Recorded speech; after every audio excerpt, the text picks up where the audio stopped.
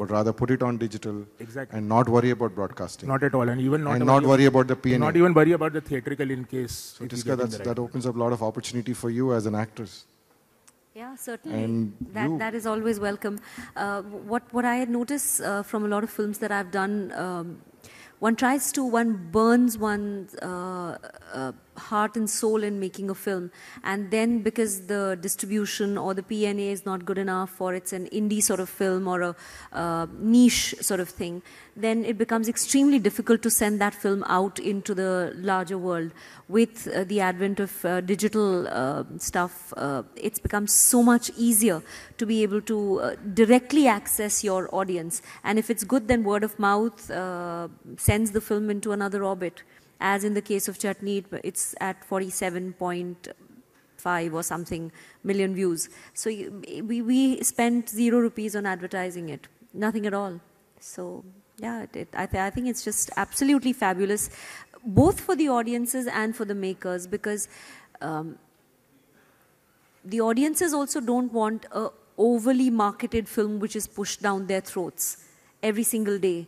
And the makers, of course, want to not spend additional money on top of the product. I'd rather spend on making a very good film than on just pushing it out there. So I think it's a win-win. Raghav? Yes, sir. How about you? What are the differences that you've seen? You know, you were a struggling actor, then moved into the... That's right. Has that got anything to do with the social media presence? Actually, no, the money was really good. There wasn't anything else to it. Telugu is a very cash-rich business. I do think the cinema is rather formulaic, but yeah, you know, you need to... But did you get any international offers based on your social media presence? No, I think largely it was based on what people perceive to be talent, but not really on the basis of social media presence. No. Okay. So you're good to stay in the regional space, Vivek, and you think that it is going to, the alternative content also that you're creating. So that's another thing that you can keep in mind. You can't rely on syndication, of course, because it depends on the appeal of your content. And if you make something that flops, no one's going to pay for it. For film promotions, using YouTube as a film promotion platform, so a lot of people would pay for that. On top of that, there's selling rights to your content, say music rights. If you have a web series and you have some original music in that, you can release it on Apple Music Store and these kind of things. So there's a lot of ways that you can earn money from your content apart from YouTube advertising. So it's important to keep it in mind. I don't think you imagine the success that Chutney would get. No. Was it because of the internet penetration? Absolutely. It's on YouTube, free for anyone to view, and no clue. Absolutely none. I think we were just very focused on making this story. I think also what's interesting about a platform like YouTube and the digital space is that everyone can find their own kind of content. You know, it doesn't have to be that one big blockbuster film. There's micro content. So a short film is like a bikini. Because it is so short, it has to be so precise. So I think it's precisely to the people who like it. They will watch it. And if you don't like it, you won't get the number of views that you want. And that is the magic of it, that you can reach your target audience, your TG, very, very precisely. I like that part about the digital platform very much. Over to you, Paula. What do you see? The difference between the emergence of premium platforms or localized content, right? Mm-hmm. And Vivek, guys like Vivek are going to create more and more alternative content. Guys like Raghav is going to create more and more content. Raghav, of course, is a multi-talented guy. I mean, do you see it is important to have multi-skill sets to be successful on digital? Yes, it is important. Commercial, Bollywood, you've done television, you're doing digital content now. Did you ever feel that you didn't have the creative accomplishment or as a talent that you are aspiring to see that when the digital has emerged? For example, your Chutney is a good example. Does it give you more appetite to go and create such content? I'm not All sure. the dreams that you had. all the dreams that you had, that you would have wanted to create, act in a certain character, you would have missed out those opportunities. Do you see digital giving that opportunity to really live those dreams out there? Yes, absolutely. I think this piece that I used to perform 15, 18 years back, Chutney, I used to perform it as a monologue at the Platform Theatre in Prithvi. When I was starting out, we were not even given slots inside Prithvi. And we wrote it then and as a short film and put it on YouTube, and it did well. So yes, I do see that. I think largely what works on the internet, from whatever little I understand, is there has to be a great deal of passion behind what you do. That will find resonance and its own sort of audience. So certainly it is, you can create content that you've always aspired to, and if it doesn't work for whatever reason, it's not like a year and a half gone into the production and that kind of many crores gone into the making of a feature film. So it's easier off the shelf. And you, as Paula mentioned, that it's extremely gratifying for a performer, because you know immediately and instantaneously. And also the whole system of films is where there's a whole lot of hogwash. When a film comes out, you hear 100 crores, 200 crores, 500 crores, etc. You don't know how much of that is true, not true, how many of those numbers are fudged. No one really knows the back end of films, the distribution end. Whereas YouTube is extremely transparent. You know, you see a clear scenario of how your views are going, what times your film is viewed at maximum, what is the demographic of the people. The algorithms tell you a lot of details, which is very interesting. So I like that whole idea of knowing exactly who your audience is and what they liked, and there are the whole comment section will tell you what they liked, what they didn't like. So it's almost like having a private interface with your audience, which for a performer, it's as close to theatre as possible, except in a theatre you can seat a maximum of, the largest audience I've ever performed to is 2,000 people at Stanford. Beyond that, I've not performed to a bigger audience than that. So I think YouTube in that sense has a quality of theatricality to it, to performing to a live audience in a way that it's very direct, very quick, very immediate and very transparent. So that's the beauty of it. No, I agree with you, but these days I see a lot of creators fudging the views there also, because they push a lot of advertising there. Yeah, sure. I'm quite unaware of all of that, because we're quite new in that sense. But I've heard of that too, that you buy views, etc. It's not buying, actually. They push the ads to reach to the X amount of views. That also helps the video to go to a trending mode, suggestive, then goes into the trending mode. So, but having said that, digital as such can help you even stop fudging those numbers at the theaters. That's the good news. And if you look at the success that Marathi cinema, like Sairat, has seen, you wouldn't have seen those numbers 5 years ago. It's the transparency that's come into the system by the internet penetration and stuff like that. Vivek, as a maker, I was just wondering, do you have any suggestions for alternative content makers? Do you have any suggestions for alternative creators?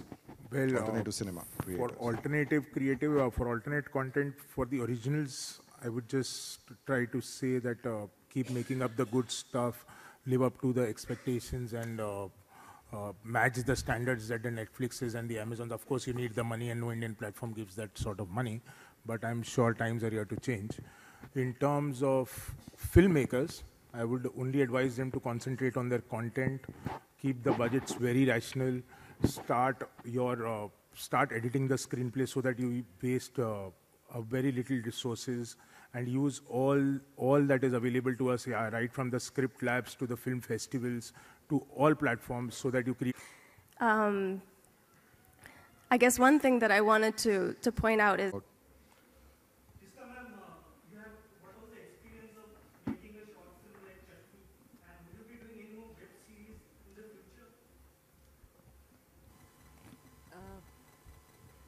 Chutney was, am I audible? Am I audible? Can you hear me? I get the feeling that, yeah, now. Chutney was one of the most amazing experiences because purely because it was very virgin territory as far as I was concerned. I had never, I was personally pushing a lot of boundaries because I hadn't ever written. I'd written a book, but nothing, nothing in fiction. So that was amazing. I'd never produced and not done such a tough role, which was physically so transformative. So in 3 or 4 ways, it was extremely challenging for me. It was a very stretching period. It's very gratifying to know that it has done so well and reached so far. And as far as more stuff on the web, whether it's, there's one script which we have ready for a web series. There's 2 short films which are ready, and there's a feature that I'm working on, but not for the web. That's a regular feature film. So yes, it's been very encouraging, and I'm writing quite a lot at the moment. I've worked with one, it wasn't really, was it in Independent? Highway was independent? Yeah, okay, so I don't know the difference between what is independent Marathi and mainstream Marathi. I thought Girish and Umesh Kulkarni were fairly mainstream, right? Yeah, in terms of actors, they're mainstream. It just meant the kind of production. Wasn't a studio film, right? Yeah, it wasn't a studio film. Yeah, okay. So it was really, really great because also they had a lot of people from FTII. Sudhakar Reddy, who was our DOP, who also then went and shot Sairat, had invented these beautiful lights which they used inside the car because the whole journey of Highway was inside we shot inside vehicles. So they devised a lot of interesting ways to do sound and camera and lights. That was wonderful. And they're really, really bright guys, and I really enjoyed working with them. I have a question for Tisla as well as Vivek. I have seen Tisla, most of your films, including the web series Technique. You are a good actor indeed. And Vivek, I have seen most of your Marathi films as well as a producer, though I history of Kannada film. The question to both of you is, would you consider a role reversal and Tisla taking up direction of a web series and Vivek taking up direction of a film? You want to answer? So, well... Sorry, मैं आपका सवाल नहीं समझी.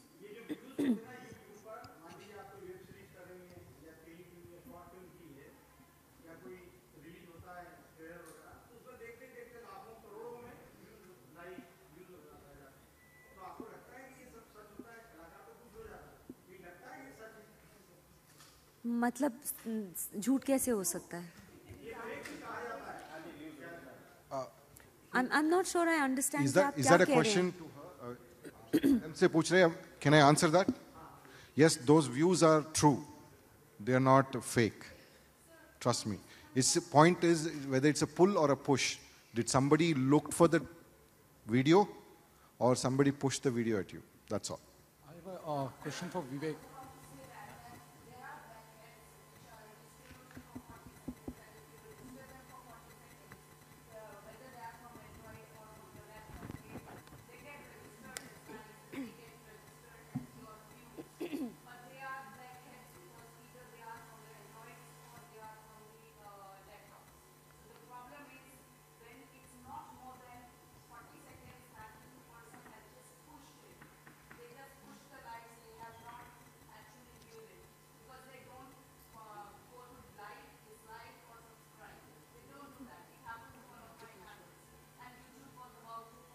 Take your video off. Yes. So we, being evolved in that on that platform, we being an MCN, yes, there are a lot of mischief that goes on the platform, and they keep on innovating. So to that, content is always in danger of either being pirated or people, sort of subverting it here and there and doing different kinds of things. I think not to get distracted by that kind of thing and just really make good stuff that you believe in, and it will lead to organic views and organically things doing well. And then one should not worry too much about, of course there'll always be a cheater in class. वो तो हमेशा ही होगा. तो better है कि आप अपनी पढ़ाई करके अच्छे से जाएं, अपना काम करें, and hopefully it will do well. तो ज़्यादा ना सोचें कि इधर उधर क्या हो रहा है. Hello. I have a question for Vivek. Vivek, can you please comment on Marathi feature theatrical distribution? because most of the Marathi filmmakers, they themselves have to distribute their films. You must be aware how it happens in the rural center, how filmmakers get cheated by the exhibitors, that number of seats. Practice for Lokmat. So over the last 21, 22 years, I've been involved in digital media and mobile entertainment space. So I've come across, this is a very unique case across various formats. So at one end of the ecosystem, we have talent. So each one of you on the stage today is a talent. Someone Would you like is to stand writing. up? We can't see you. Oh, sorry. So someone is writing, someone is acting. So each one of you are a part of a creative talent industry, right? And on the other hand, you have large aggregators and distribution partners. So each of you, so for example, you are engaged in the process of creating excellent content. And on the other hand, you have distributors who have the ability to upscale your content from a consumption perspective and make money for you. I've always seen that there is a divide which still exists between you and the ability to scale up the business in terms of making it more sensible from a monetizing perspective. So as you scale up from, say, a movie which did 44 million views without you really having too much of understanding, say, for example, of digital, but purely on the merit of content. But as you go into making more web series, etc., how do you see bridging this divide between creative talent and distribution and monetization? It's a good question. I'm not sure that I have the answer because I would have done it by now, had I known. But we're exploring. Some of the people on this panel are already succeeding in doing that. We're in the process of setting up our own platform. My company is called The Eastern Way, and we're looking at branded content. The conundrum still is how do we reach advertising agencies, do we reach brands individually, how do we do that? And that has been something I've been trying to do for the past 2 odd months, trying to reach out to people and see. There have been queries from some brands who've asked us if we would make something for them which would reach 47 million, and of course the answer was, I really can't promise you any numbers as such, because how can you do that? We could promise you a really good film that you might enjoy watching, but beyond that one can't really say. So yes, I can't really answer that question entirely. I answered it because I thought you were looking at me, but perhaps those two people over there and this fine gentleman here might be better equipped to answer that in terms of how it can be monetized, and Whacked Out Media is also monetizing it beautifully. I think keeping costs low is one. Beyond that, Paula?